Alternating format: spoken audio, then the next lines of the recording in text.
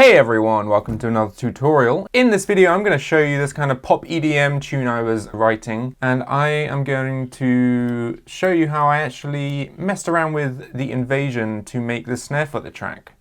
I'll just play you a couple bars before where the snare comes in. It's this one called Pitched Invasion, so keep an eye out for that.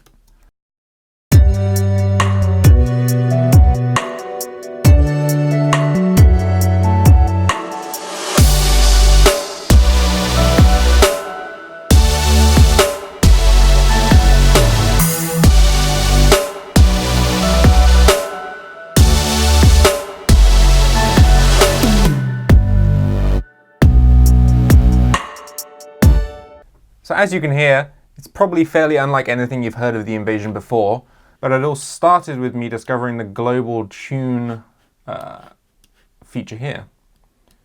This knob tunes the entire library it's attached to, so you can't tune individual drums using it because it'll literally pitch shift the entire library up. So I'll show you where I began. I knew the kind of sound I wanted that I'd heard before on pop songs, so I was kind of looking through the different snare drums, seeing which was the closest to where I wanted to get to.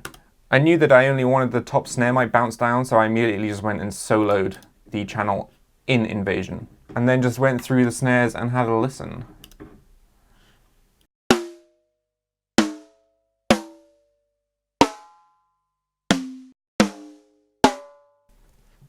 Now, initially I was tempted to just go for one of the higher tuned snares, like the Joey Jordison or the Chris Adler snare, but because they're tuned higher, they sometimes lack that sort of lower end bump that I was also looking for. So I actually decided to just settle on the default Yamaha Recording Custom. Now, obviously there is a significant tuning difference between this and this. To achieve that, as I said before, I just used the tune knob. I wanted it to be in key with the song. I don't know much theory, so I don't know what key the song is in. I don't know what note I need it to be, but I was just doing it by ear and slowly tuning it up semitone by semitone. And in the end settled on 9 semitones up for this specific snare. So from there, I just bounced it down, turned that into one of these. And that's the end of our use of Invasion. Thank you very much, but goodbye. And this is where the fun begins. So I have bypassed all my processing that I did do to it. And I'll just go walk you through one by one to see what we did. So I'll solo this and just set it up on a loop and show you what I did with my EQ. And on. So it's not a huge difference. As you can see, I've got a high pass roll off just to take out any unruly stuff going on in the low end. That notch there is the sort of frequency ringing through that you can hear. I did want to preserve it because the specific sound I was after often has quite a prominent ring to it. But I wanted to tame it just a bit, so I'll just go and bypass this notch on and off for you.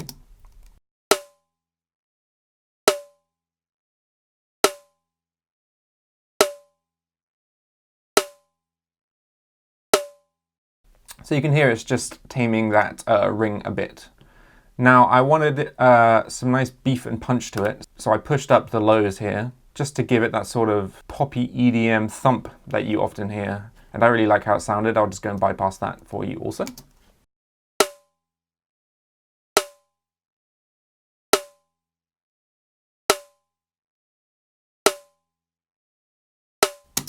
So as you can hear, it's just giving me that thump, and I just took off some of the highs just to tame it a bit, because when I did the rest of the processing, it kind of pushed those up a bit in a way that I didn't like, so I just took them out a bit. So next we have smash and grab. I believe I'm doing some fairly heavy compression here because I want it to really smack. So yeah, about -7 dB. As you can see, I've got it on snare. And the only thing I did was just lower the threshold, and that was it, just to where I liked how it sounded.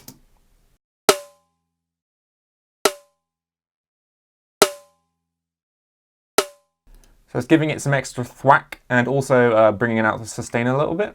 Next in line, we have the Decapitator. As you can see, it's a pretty aggressive channel strip, but that's kind of what I needed to achieve the sound I was looking for. So next we just have some saturation distortion from Decapitator. I will A/B it for you.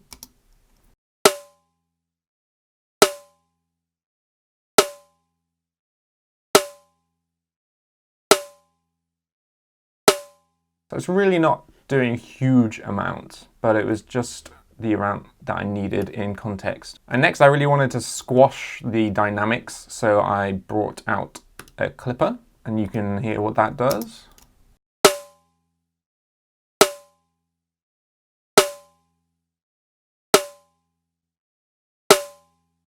So that's, again, squashing the dynamics further, sort of getting closer to that electronic snare sound that I was looking to achieve. And then finally on the channel strip, I had a tape emulator. This was just going to tame the transient slightly to get it slightly less pokey. This is something I learned from Nolly that he does in his mixing tutorials on his snare.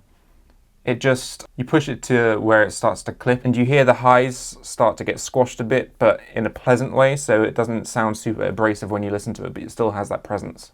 So I'll A/B that for you too.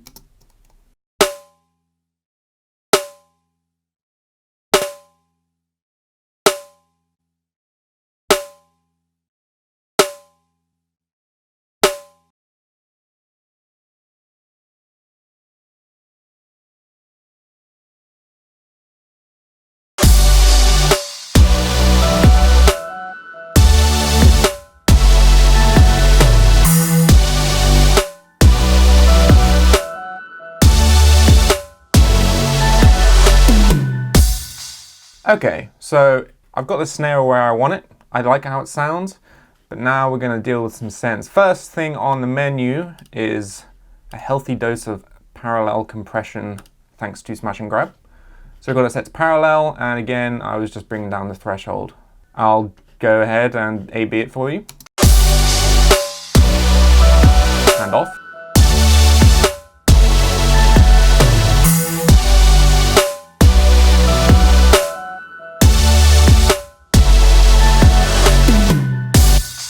So as you can hear, it's bringing up some sustain, which I needed. Because it was such a high-pitched snare sample, the sustain was lacking slightly, so the parallel compression helped to bring that back in. And now I have two different reverbs going. I've got a closer one, which is the bus 2, and a sort of longer cavernous reverb, which is the bus 7. So let's just go and show you what those are sounding like. I'm using Verb Suite for these. I'll just solo it. So a nice plate sound. As you hear, it's quite close, and the sustain isn't huge. I'll A/B that for you again.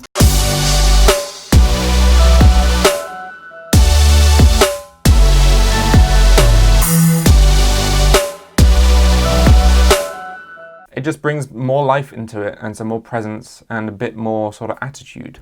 And then the final thing is another reverb. Again using Verb Suite, but this time it's a much longer reverb. So let's just solo that so you can hear it.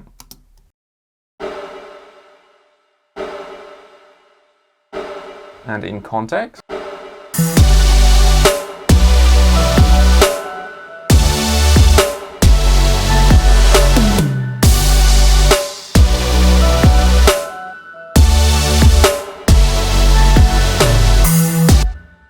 And that's it really. The final thing I did was I put a fade on each of these samples. You could also use a gate, but I just highlighted them all and faded them.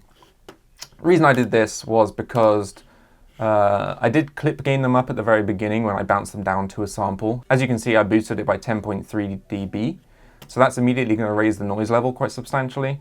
And then when clipping it and compressing it and adding distortion, it's just going to raise it further. So I didn't want that noise floor to kind of be coming through after the snare disappeared, so I just faded the sample out. That's it. For me, the secret sauce was really pitching it up in Kontakt itself. I did compare it to some other pitch algorithms from some different sources like Logic's built-in pitcher, and I just found the Kontakt one worked really, really well for drums. For some reason, it just seemed to maintain the sort of punchy and transient characteristics of the drums really, really well. Well, I hope you enjoyed that quick tutorial. And from all of us at GGD, we hope you're well, we hope you're having a good day, and we will catch you next time.